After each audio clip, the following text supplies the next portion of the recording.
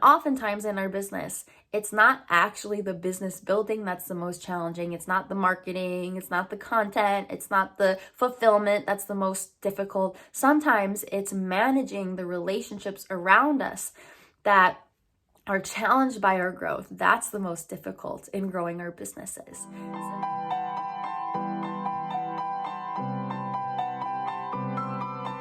Hey, what's up? My name is Nat, and I am your mindset coach here to support you in shifting your internal world so that you can show up that much more powerfully in your business, in your external world. Welcome back to another Sunday teaching. Today, we're going to be talking about 5 different ways to balance and up-level your relationships as you grow your business. I know that a lot of the time as we're growing our businesses, we are also growing ourselves as individuals. We're changing, we're evolving, and sometimes we bump heads with the people in our inner circles as we grow, with family, friends, or different environments that we're in. So hopefully by the end of this video, you guys can feel a little bit more equipped on how you can balance those relationships, have some compassionate conversations. We're also going to talk a little bit about boundaries as well. But before we do that, let's do a quick little review of what we talked about last week.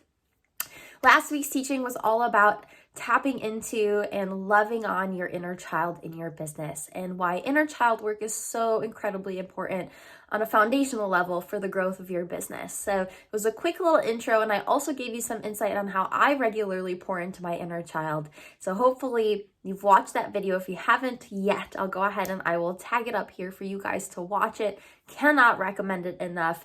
It should be, inner child work should be as non-negotiable in your business as day-to-day content creation, day-to-day marketing, day-to-day pouring into your clients, and making sure that fulfillment is where it needs to be in your business. Inner child work should really be as foundational as those elements too. So I look forward to hearing from you on how that teaching went. But let's go ahead and let's dive into today's teaching.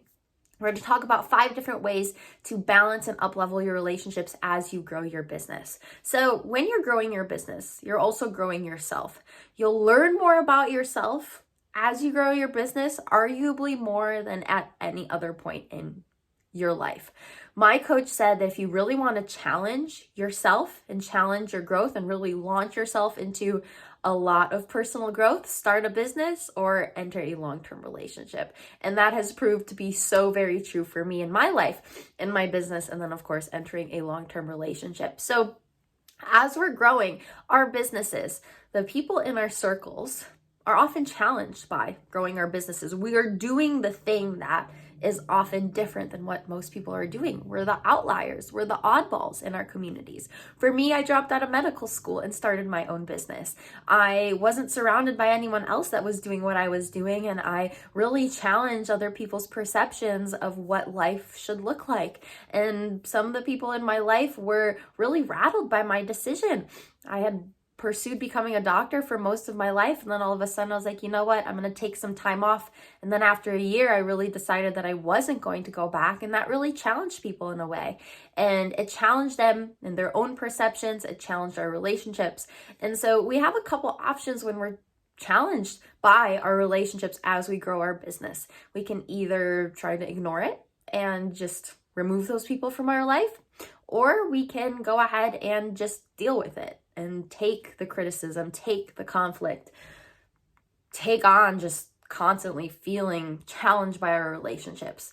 Or the third option is that we can start working through it. We can start shifting the way that we show up in those relationships. We can start shifting the way that we communicate, and we can also start shifting the way that we set boundaries so that we are supported, but then also so that the relationship is supported as well for people that we want in our lives. So hopefully option number 3 resonates for you. And I will say, I did try to kind of just push things to the side. I tried to not address it. I tried to ignore criticism from other people. I tried to just push them away, but there's only so long that we can do that before things just start to bubble up and boil over, and those emotions, that repressed kind of unaddressing of that relationship will come up at some point in the future. So why not address it and work on it compassionately and honestly sooner rather than later? I would strongly recommend it.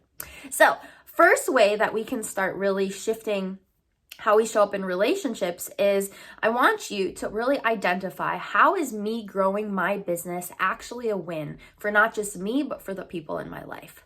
For me, my family was very challenged by my decision to drop out of medical school. And it felt like something that they really struggled with just because they wanted what's best for me. And I often felt guilty for making the decision that I did to pursue my own business and to leave medical school.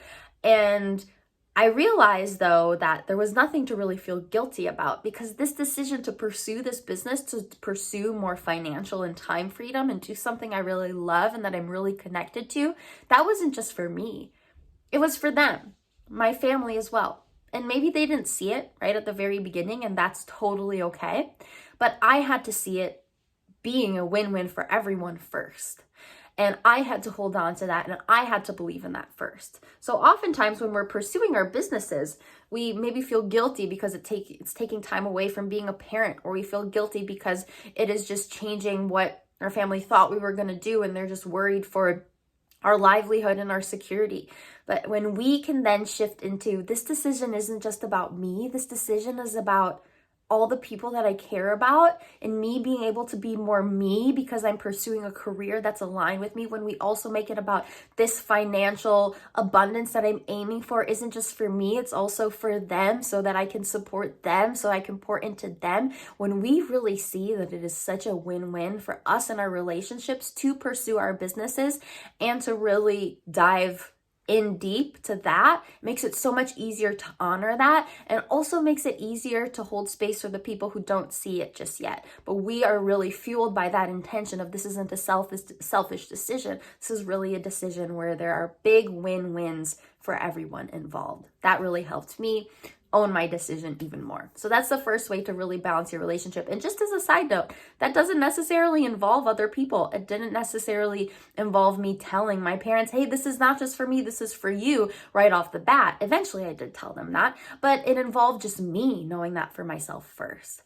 And I will reiterate this one point before the end of this teaching, but I just want to tell you guys that it's not your job to convince anyone of what it is that you're doing, and to convince them that you made the right decision, to convince them that this business is a good idea.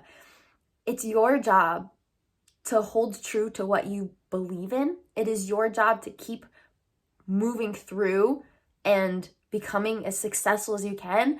It's your job to just keep blazing your trail and holding on to what you know to be true and building the success that you know is meant for you, because you wouldn't desire it unless it was meant for you. And in your blazing of that trail, in your unapologetic pursuit of your goals, you won't convince anyone of what it is that you're trying to convince them of now. But in that bold pursuit, the people who are meant to come with you will come around just by seeing you walk the walk and just really unapologetically do what you say you want to do.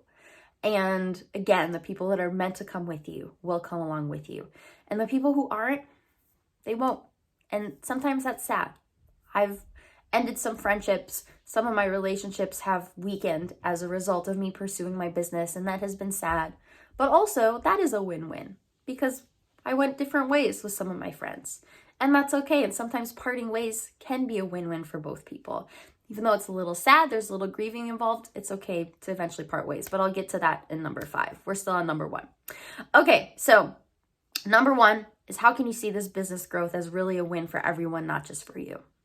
Number 2, how can you bring the people who are challenged by your business decisions and your decision to pursue this business, how can you actually bring them on board? What I mean by that is, we're not necessarily integrating them into our business and having them do things for our business. We're just integrating them into our support system. We're bringing them on board with what we're doing by reminding them that they matter, by reminding them that we love them, by reminding them that we value them and we value their support. Oftentimes when we make a really big life-changing decision to pursue a new business that other people don't really understand, sometimes they get disconnected from us because they don't really relate to the path that we're choosing.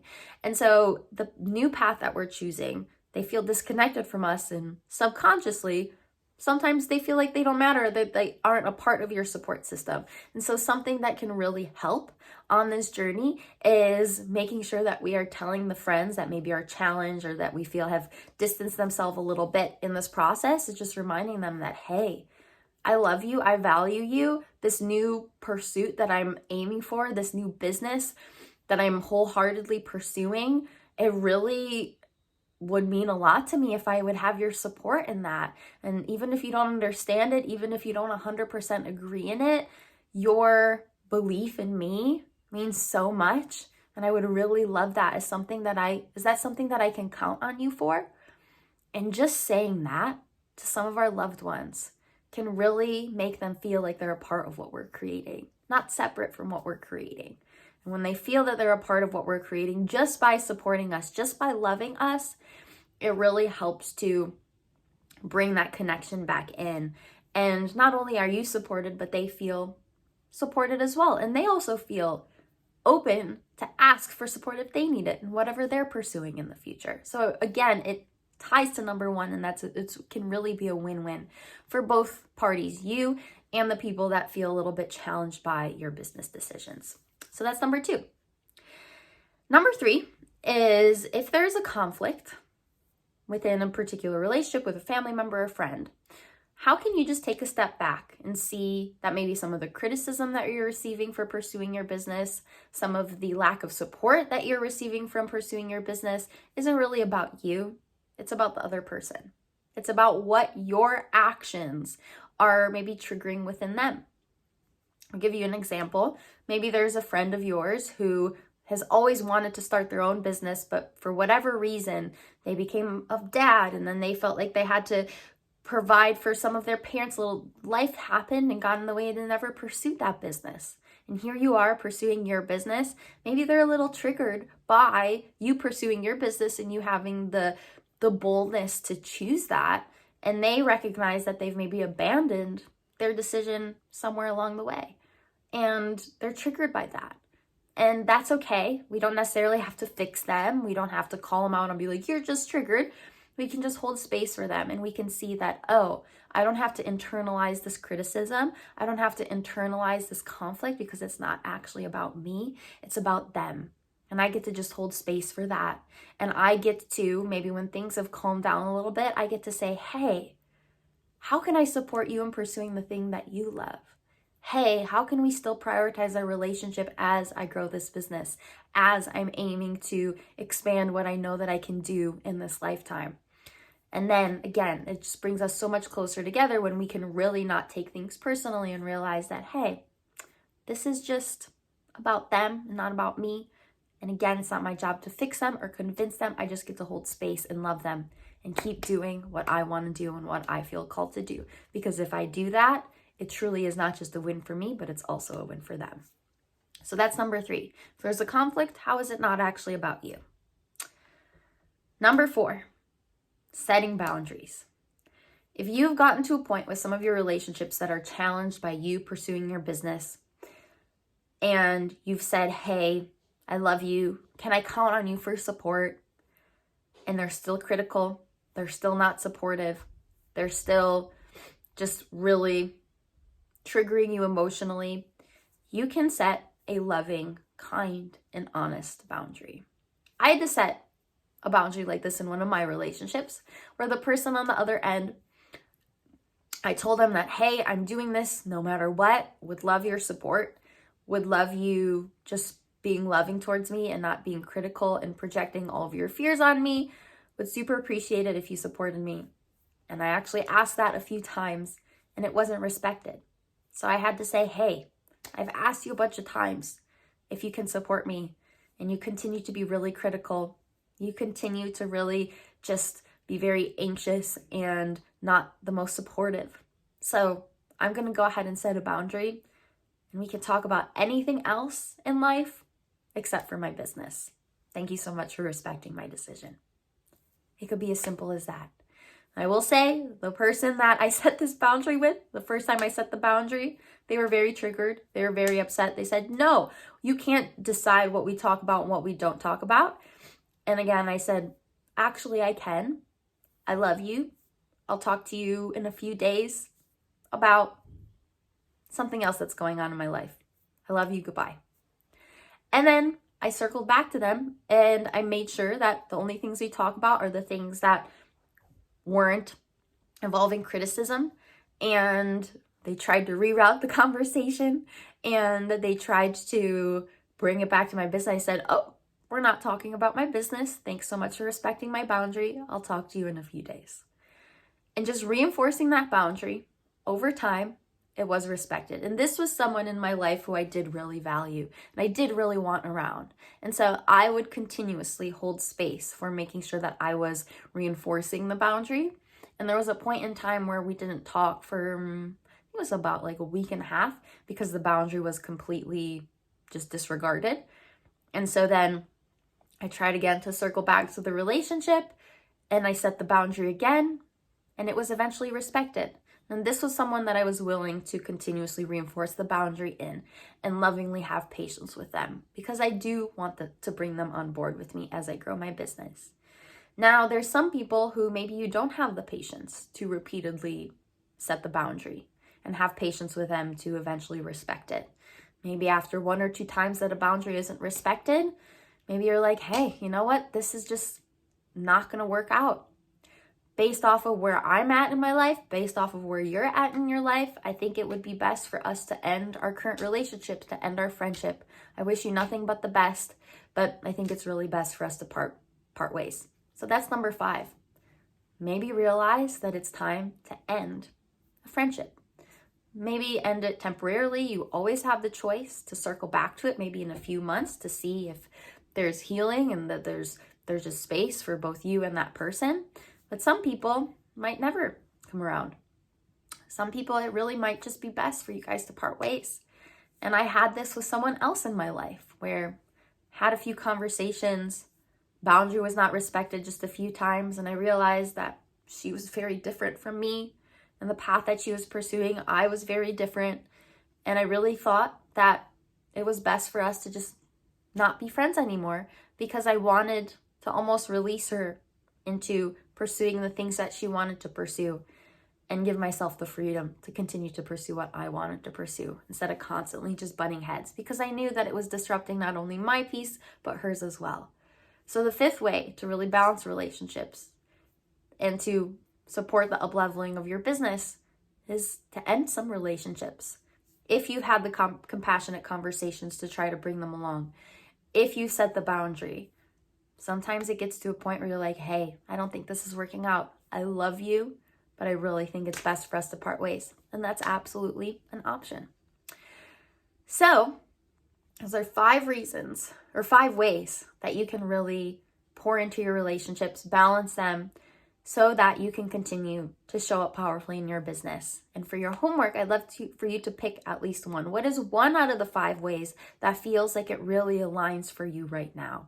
Maybe it's bringing someone on board and reminding them that they matter and that even though they don't understand the current path that you're taking, it just really means a lot to you to have them in your corner, to have them loving on you and supporting you. Maybe that's the option that you're going for. Or maybe it's time to set a boundary in some relationships. Or maybe you just need to really connect to how big of a win your business is, not just for you, but for other people. So go ahead and pick one. Really pour into it this week. Let me know how it goes. If you have any questions, I love hearing from you down in the chat. So please don't hesitate to reach out. I keep saying down in the chat, down in the comments. I love hearing from you guys. And just a little reminder that it's not your job to convince anyone that you've made the right decision. It's your job to just keep doing what you're doing, keep crushing it, keep pursuing your goals and your dreams and your visions. Otherwise, they wouldn't be yours. They're meant for you because you have them, you believe in them, you feel them, you see them. So keep doing what you're doing.